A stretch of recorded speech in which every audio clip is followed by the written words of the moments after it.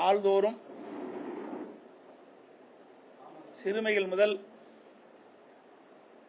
முதிர்ந்த பெண்கள் வரை பாலியல் வன்கொடுமைக்கு ஆளாவது கடும் கண்டனத்துக்குரியது. தமிழகத்தில்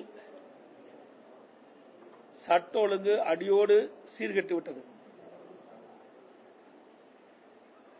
இன்றைக்கு தொடர்ச்சியாக பள்ளியில் சிறுமிகளுக்கு ஆசிரியர்களால் பாலியல் கொடுமை ஒரு தொடர்கதையாக இருக்கின்றது. கிருஷ்ணகிரியில் 3 ஆசிரியர்கள் ஒரு பள்ளி சிறுமிக்கு பாலியல் தொந்தரவு கொடுத்துள்ளார். உண்மையிலேயே அதிர்ச்சிக்குள்ளாகி இருக்கின்றன. அதேபோல கடலூர் மாவட்டம் நெல்லிக்குப்பம் பள்ளி விடுதியில் 9ஆம் வகுப்பு படிக்கின்ற மாணவி மர்மமான முறையிலே இறந்துள்ளார். அதோடு மணப்பாறை ஒரு பள்ளியிலே 2 மாணவிகளுக்கு அந்த பள்ளியில் இருக்கின்ற நிர்வாகிகள் பாலியல் தொந்தரவு கொடுத்துள்ளார்கள். எல்லா ஊடகத்திலும் பத்திரிகையிலும் வந்து அதிர்ச்சி உள்ள ஒரு செய்தி. வேலூரில் ஓடும் ரயிலில் ஒரு கர்ப்பிணி பெண்ணை தாக்கி தள்ளிவிட்டதில் அந்த பெண் கடுமையாக பாதிக்கப்பட்டு மருத்துவமனையில் சேர்க்கப்பட்டு இன்றைக்கு ஊடகத்தில் செய்திகள் வெளிவந்துள்ளன. அந்த பெண்மணிக்கு கருச்சிதைவு ஏற்பட்டதாக செய்தி வெளியாகியுள்ளது. உண்மையிலேயே மிகுந்த வேதனைக்குள்ள சம்பவம். அதேபோல தமிழக காவல்துறையில் உயர் பதவியில் இருக்கின்ற ஒரு ஏடிஜிபி அவர்களே தன் உயிருக்கு பாதுகாப்பில்லை என்ற ஒரு செய்தி மிகுந்த அச்சத்தை ஏற்படுத்துகின்றது, மிகுந்த அதிர்ச்சி ஏற்படுத்துகின்றது. ஒரு ஏடிஜிபி அவர்களே இப்படிப்பட்ட அறிக்கை வெளியிடுகின்ற பொழுது, இப்படி தகவல் ஊடகத்தின் வாயிலாக பத்திரிகையின் வாயிலாக வெளிவருகின்ற பொழுது சாதாரண மக்களுக்கு என்ன பாதுகாப்பு இருக்கும் என்பதை மக்கள் அச்சப்படுகின்றார்கள். அந்த அளவுக்கு ஒரு திறமையற்ற அரசாங்கம் இன்றைக்கு செயல்பட்டுக் கொண்டிருப்பது வேதனை அளிக்கின்றது. சிவகங்கையில் ஒரு காவல் நிலையத்தில் பெண் எஸ்ஐய தாக்கப்படுகின்றார். காவல் நிலையத்திலே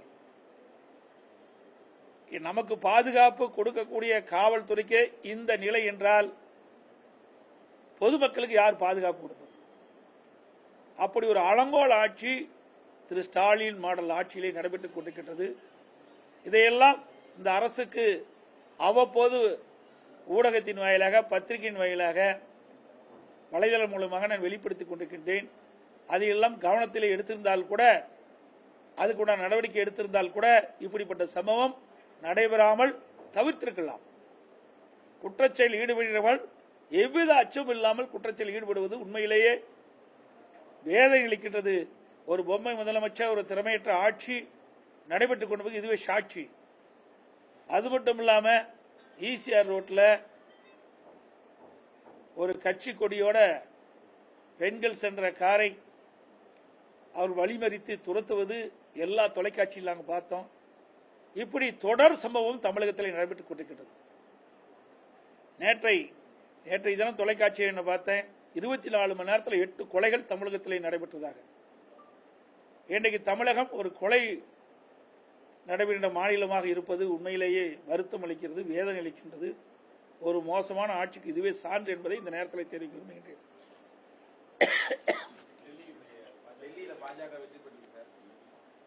டெல்லியில் பாஜக வெற்றி பெற்றிருந்தா அங்க இருக்கிற மக்களை விரும்புறாங்க, அவர்களை தேர்ந்தெடுக்கிறாங்க. அதாங்க ஒரு ஆட்சி மாற்றம் வேணும்னு மக்கள் விரும்பினா ஆட்சி மாற்றம் வரும். தமிழகத்திலே ஆட்சி மாற்றம் வருவதற்கு விரைவாக இருக்குது. நீங்களாம் பத்திரிகையால் ஊடகம்லாம் உண்மை செய்தி வெளியிட்டீங்களா, எங்களுடைய ஆட்சி தானா மலர்ந்துடும். திமுக அங்கம் வகிக்கக்கூடிய அந்த இந்தியா கூட்டணி அங்க ஜெயிக்கும் அப்படிங்கிற மாதிரி சொல்லிக்கிட்டு இருந்தாங்க. அது வந்து ஒரு காங்கிரஸ் வந்து ஒரு இடத்துல கூட ஜெயிக்கல அப்படிங்கிற ஒரு நிலைமை வந்திருக்குது. இந்த இந்தியா கூட்டணிக்கு மக்கள் சமத்தி கொடுத்திருக்காங்க தான் பார்க்கணும். இந்தியா கூட்டணியில் ஒற்றுமை கிடையாது. எல்லாமே அதிகாரம் நிறைந்தவர்களாக இருக்கின்ற காரணத்தில் விட்டுக் கொடுக்கின்ற மனப்பான்மை இல்லாத காரணத்தினால மக்கள் மீது அக்கறை இல்லாமல் நாடாளுமன்ற தேர்தல் வெற்றி பெற்ற என்ற ஒரு மமதியில் இந்தியா கூட்டணி இருக்குதா இல்லையாங்கிறதே சந்தேகமா இருக்குது. இப்போ இந்த தேர்தல் மூலமா இன்னைக்கு அந்த தேர்தலில் காங்கிரஸ் கட்சி வாங்கிய ஓட்டுகளை பார்க்கின்ற பொழுது மிக மிக ஒரு மோசமான நிலைக்கு காங்கிரஸ் தள்ளப்பட்டிருக்கின்றது. இன்னைக்கு இங்க இருக்கிறவங்க தான் இந்தியா கூட்டணி தூக்கி பிடிச்சிட்டு இருக்கிறாங்க. மற்ற மாநிலத்தில் இருக்கிறவங்க எல்லாம் நாடாளுமன்ற தேர்தலுக்கு தான் அது பொருந்துட்டாங்க. மேற்கு வங்க முதலமைச்சராகட்டும், இன்றைக்கு அந்த இந்தியா கூட்டணியில் அங்கமைக்கின்ற கட்சிகள்லாம் நாடாளுமன்றத்துக்கு தான் இது பொருந்தும், சட்டமன்றத்துக்கு பொருந்தாதுன்னு சொல்லிட்டாங்க. அப்படின்னா அந்த இந்தியா கூட்டணி எப்படி ஒற்றுமையா இருந்து செயல்பட்டு அது வெற்றி பெற முடியும்? அதனால அந்த வாய்ப்பே இந்தியா கூட்டணிக்கு இனி அந்த வாய்ப்பு இல்லை என்று நான் நம்புகிறேன்.